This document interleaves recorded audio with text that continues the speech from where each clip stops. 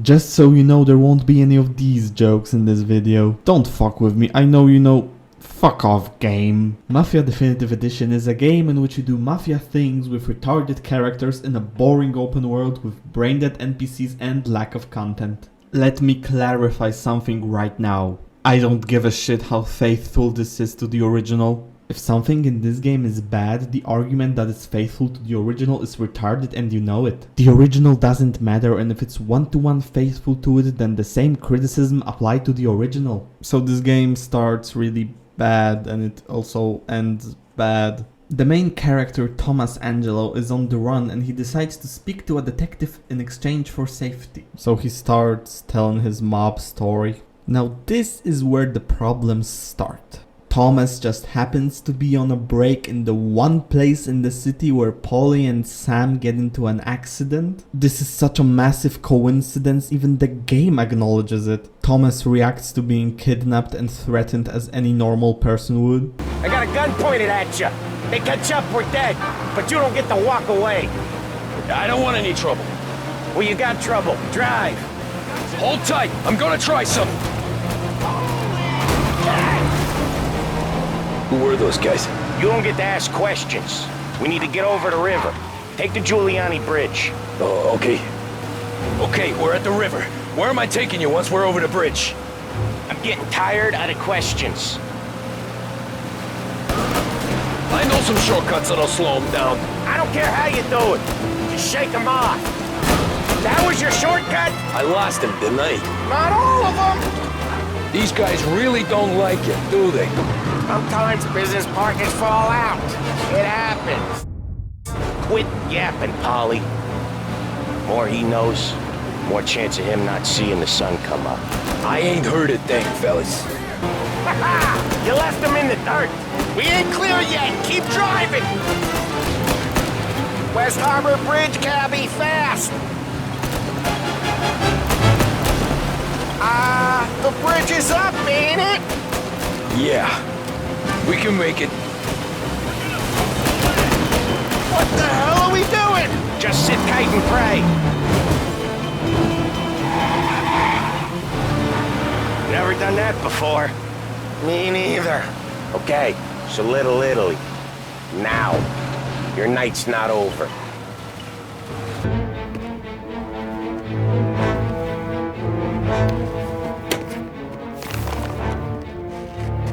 Compensation for your services. Any damage to your car. This makes us square. I'm sure it's more than enough. Good. Don Salieri wants you to know that he's very grateful. So if you ever need anything, maybe a loan or some honest work, don't hesitate to ask. Don doesn't forget his friends. Yeah, okay, thanks.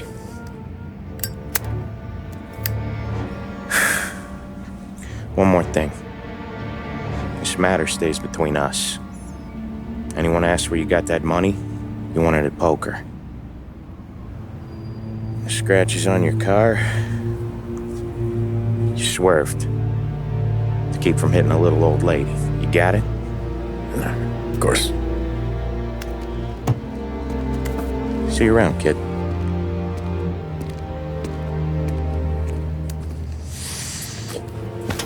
Tommy decides that this life is not for him, so when guys from an opposing family beat him up, he immediately forgets about that decision. Polly and Tommy go destroy a few cars and Tommy immediately joins the family. The simple fix would be that Tommy was intrigued by the life, but Tommy clearly says that he did not want anything to do with it.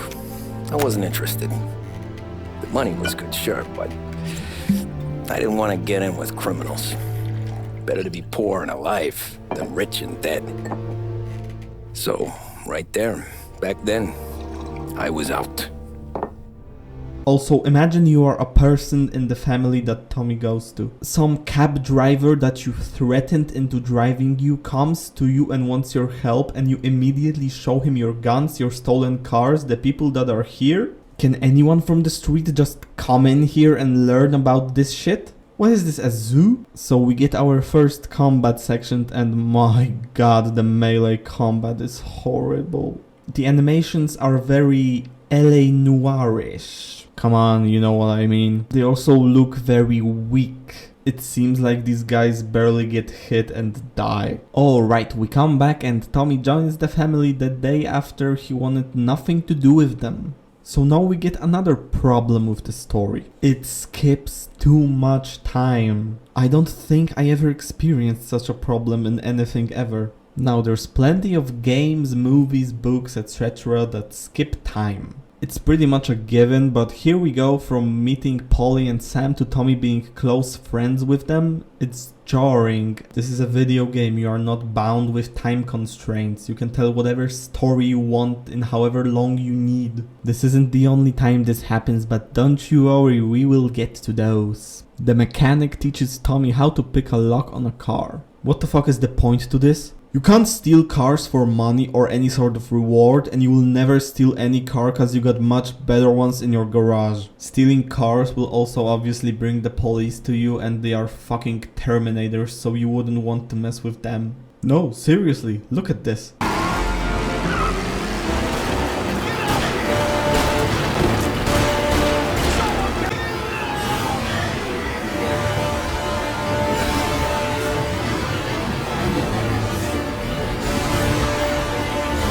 They can do that, but they can't see you when you're clearly in their view. Even if you have the same car as them, they will still catch up to you no matter what. They only give a fuck if you're speeding or crashing into someone. Although even that is not the case sometimes. When you're driving around cops, you just turn on the limiter and that's it. They are more of a nuisance than a threat. Remember those blockades from the prologue? They never come into play again. Why would you waste resources on making these? The term wasted resources is very accurate when it comes to this game. Keep that in mind, I'm not done with it. We go on a collections run with Sam and Polly, and wouldn't you know it, things go wrong.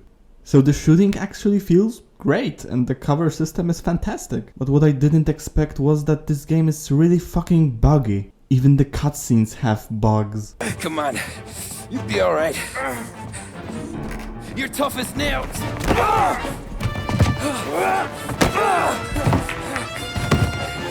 Oh shit! He's got the money, Tom. Oh, catch the bastard! After the collections, we probably get one of the worst scenes in the game. This guy Morello is a boss of a rival family. He drives into this guy's car and then kills him in broad daylight for no fucking reason. What the fuck? First of all, a boss of an entire family driving alone? That is already unbelievable and retarded. Yes, I can criticize the game for this, especially when they have videos like this talking about how the game is super realistic. Second, he kills him in broad daylight in front of cops and citizens. Also, this guy is apparently a famous boxer in this town. There are so many witnesses here. I don't care that the cops were paid off. You can't do this. What the fuck is the point of discretion if you can pull off shit like this? Don't square.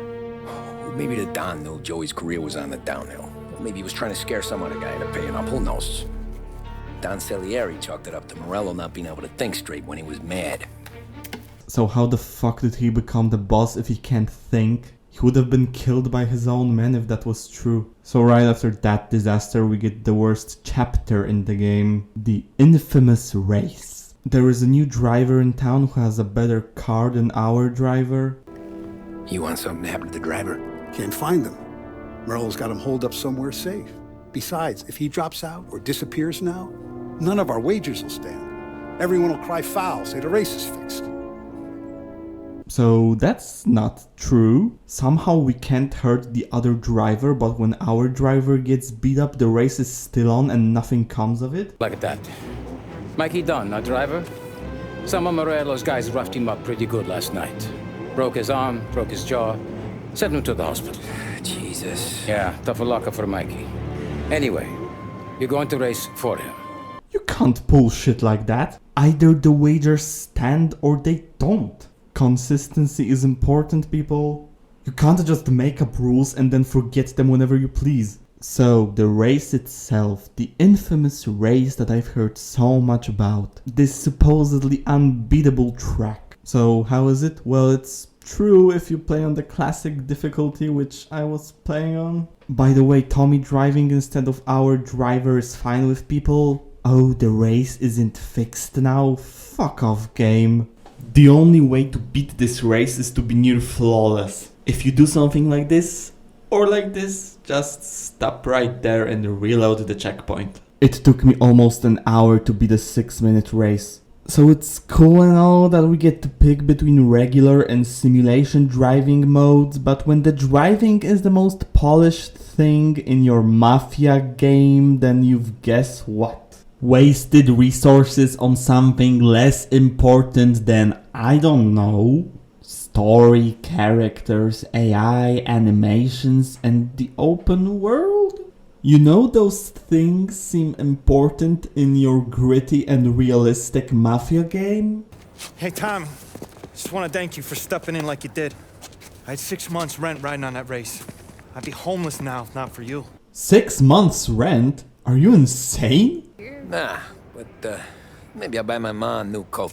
So I don't actually know if that's a joke or not. Tommy's parents never get brought up again? It's not a criticism, just an observation. According to the ending, family is very important, but we will get to that. Luigi asks Tommy to walk his daughter home, she gives some poor people food, they talk about flowers and their relationships. Will we actually see something or get something here? So some guys want to hurt Sarah, Tommy helps and beats them all up. Alright, so what's the problem? Well, the next fucking scene. This can't stand. Sarah's okay, boss. I took care of it. She started working here before she could see over the bar. I don't have a daughter of my own, Tom. I'd do anything for Luigi's little girl. So would I. We all would. That's right, boss. Anything for Luigi and Sarah. Do those bastards think this is fucking Luna Park or something? I'll rip them apart with my own hands. Our business is protection. But who's gonna pay up when they learn we can't even protect one of our own as she walks home from work? So what do you want us to do? Teach these boys a lesson.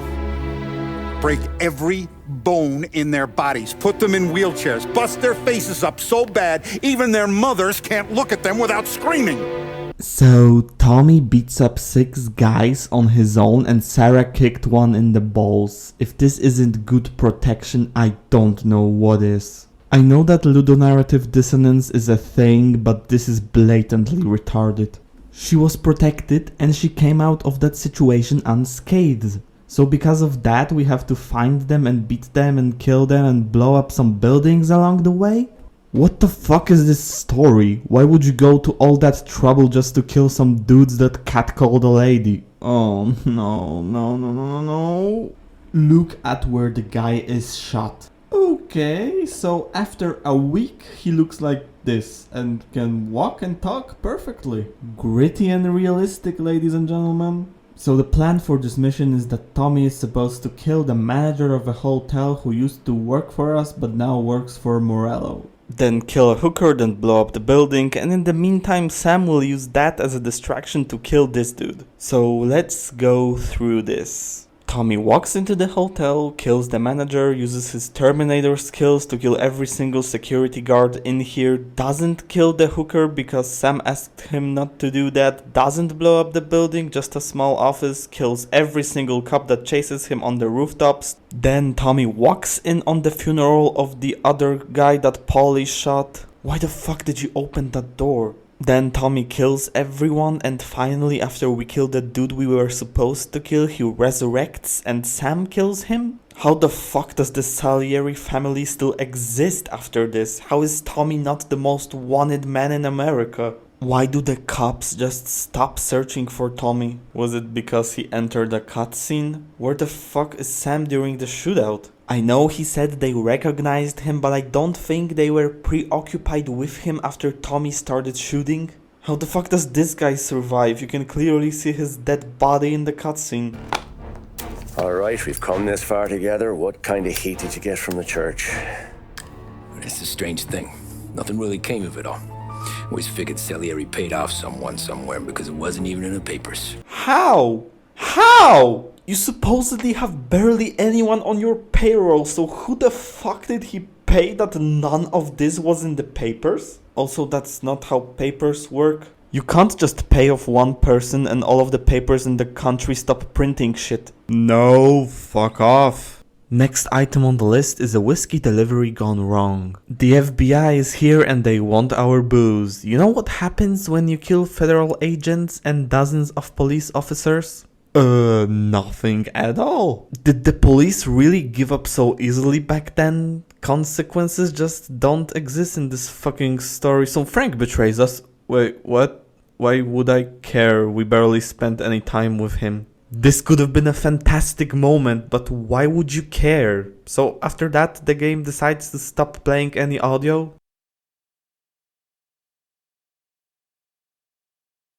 This isn't the only time this happens. So now Tommy does a heist with an Italian guy that doesn't know any English? That's smart. The game thinks it's really funny that they don't understand each other and they repeat the same joke over and over and over and over again. Polly has a plan and wants to buy some whiskey. That goes badly, but hey, Carlo gets 2 minutes of screen time and then he gets killed a few minutes later because he betrayed us. Who's Carlo, you might ask? Well, I don't fucking know. None of these characters get anything. The combat is fun, but everything surrounding it is fucking stupid. The evil men have evil dialogue. Morello gets mad. He tortures and kills a guy that works for his brother's company because he was planning a strike. Is no one going to care about this? I guess not. And now we finally get a great set piece. Story-wise it makes sense, it has great music, the boat is narrow but open enough to provide various ways of progressing, and it's really fun. Finally, fucking hell. Now we need to kill Morello's brother, so Tommy puts a bomb under his car, but unfortunately a lady goes into the car and blows herself up.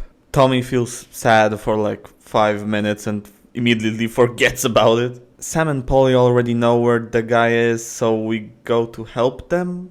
It's literally seconds after the lady gets killed that they know where he is. Also, this bombing again has no consequences. This car chase is probably the worst car chase I have ever had the displeasure of playing. If you want me to chase someone, don't fucking kill me the second I come close to them. The following shootout is probably the best bit of fun I had in this game. So at least there's that. We get to use the sniper rifle, which is literally the best weapon in the game. Why can't I use it ever again? Don't know. Now it's time for Morello. Are there any stakes here? Well, probably the game thinks that there are.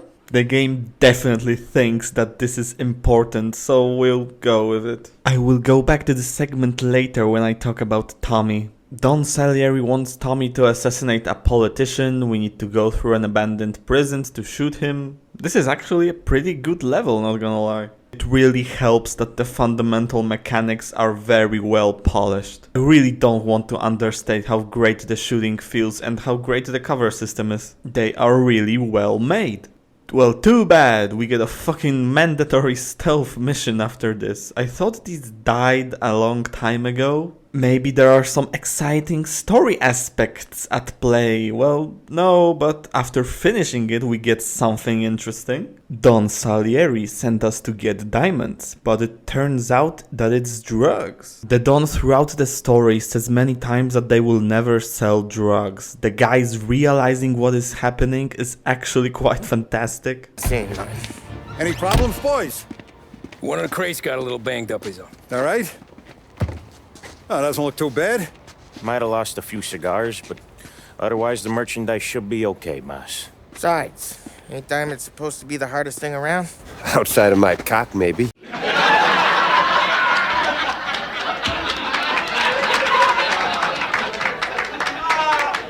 You know what's not fantastic? The fact that there are only 2 missions left and this will never be explored again. This is like one of the few good scenes and that makes me really sad. We could have gotten a really cool Mafia story. Now these last 2 missions are really fucking retarded. Polly wants to rob a bank. Based on the scenes they had together, it seems like Tommy agrees but wants to tell the Don about it after the fact because he would never accept a bank robbery in the first place. So after they rob the bank and kill dozens of people and escape the police, which of course as usual has no consequences, they decide to split the money tomorrow, and they also decide to not tell the Don? Why would you do that? Also, Tommy kept saying how they needed to tell the Don right after. Why would you be this retarded? So obviously the Don finds out and sends Sam to kill Polly and take the money. Sam then lures Tommy to him and betrays him and tries to kill him. That obviously fails, and after that Tommy calls the cop that he talks to in the diner. Alright, so Tommy gives up the Don and everyone involved in the organization and spends 8 years in prison. For the hundreds of murders, robberies, assaults, he gets just 8 years because he gave them the Don? I don't think that's very realistic in your realistic crime mafia thing. Tommy's last monologue makes absolutely no fucking sense. I mean that if it wasn't a part of this story, it would make sense. He talks about how family is the most important thing in the world. When was that ever a thing in this story? He just pulls it out of his ass at the last second. So, as for characters, I'm gonna shock you right now. I like characters. Characters can make or break a story. The examples that pop into my mind are the Suicide Squad and No Way Home. Their plots have gigantic world-breaking problems, but man, the character work is fantastic. This is why I like those stories, even though they have many issues. So what do we have here? Nothing. We don't really know anything about Tommy besides him being the bestest and greatest shooter and driver that was ever conceived.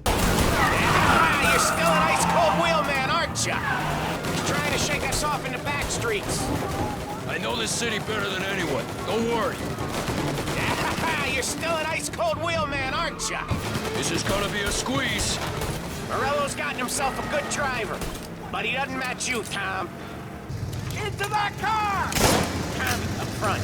You're the best shot out of all of us. Let me shoot! He's not out of here yet. Cause I'm the guy that drives. And now we got a plane to catch.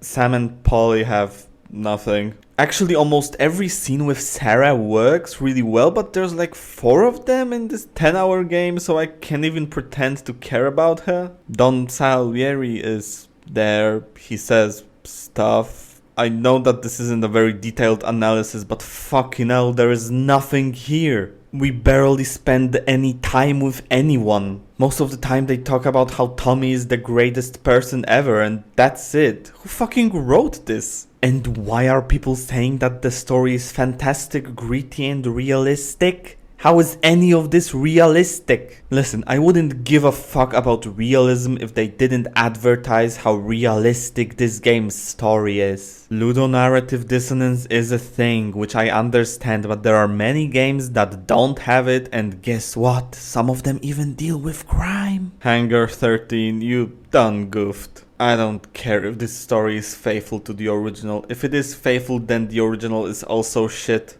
I played the game on the classic difficulty setting, and while the shootouts were really fun, the simulated driving annoyed me more than immersed me. So let's get back to wasting resources for a bit. Why the fuck would you make this incredibly detailed open world if you won't put anything in it? There is no side missions, no side jobs, no side fucking conversations. You can only grab some collectibles that you missed and that's it. I guess it does feel very LA Noirish. Just don't play this game, it's really not worth it. There is a couple of cool shootouts, but a couple of cool shootouts can't help your 10-hour game. Thank you for watching and goodbye.